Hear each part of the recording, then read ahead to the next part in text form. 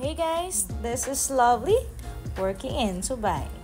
For today's vlog guys, mag-open tayo ng pinadala ng isa kong friend na package.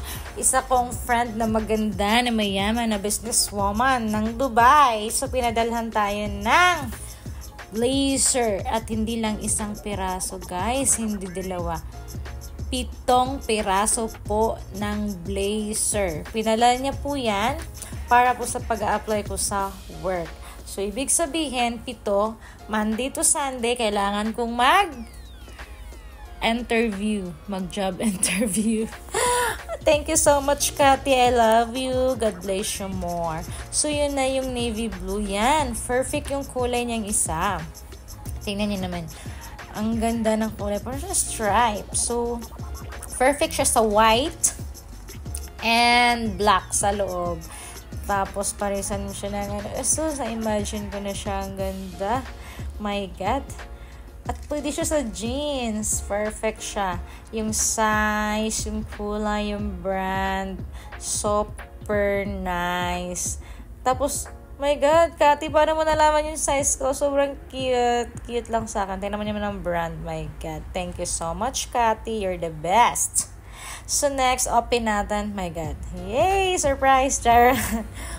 My God. Black naman siya.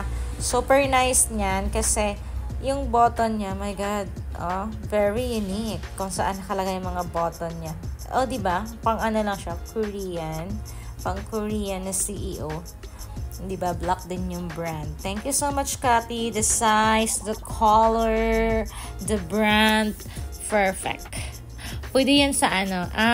Bibilihan ko siya ng pang Paris na parang silk. Ang cute niyan. Super nice. Sexy siya. Kasi may shape siya. My God. Nakakaganda ng katawan. So, yan naman. Oh my God. Great! My God, Cathy. Bakit ang gaganda ng pinadala mo? Sabi mo, my God. Ang elegant niya. Oh my God. Tatalunin ko na si ano niyan. Charot. Comment niyo kung sino yung tatalunin ko dyan. Okay, next. Open it. Actually, yung dalawa na open, nasuot ko na eh. Kaya hindi ko lang, sorry guys, hindi ko siya na video. Kasi may madalian akong interview noon. Kaya binuksan ko na at sinuot ko na at hindi ko na. Yan naman H&M yung brand. Ang perfect. My God. Tingnan mo naman yung fittings, guy. Diba? Pak na pak. My God. Di ko pa nga siya sinukat. Diba? Susuotin ko yan bukas. Promise. Kasi pupunta ako sa office tomorrow. Doon ako mag-duty. O, diba? O, ilan na yan? 5. So, ibig sabihin, nagamit ko na nga yung dalawa. Thank you so much, Cathy. God bless you more. You're the best. Kaya mapa-message pa siya. Actually, anong pag-message siya dyan, naiyak ako nung na-receive ko kasi ano talaga, may pinagdadaanan ako that time. Tapos may na-receive akong mga packages. My God! So lovely. Thank you. Bye!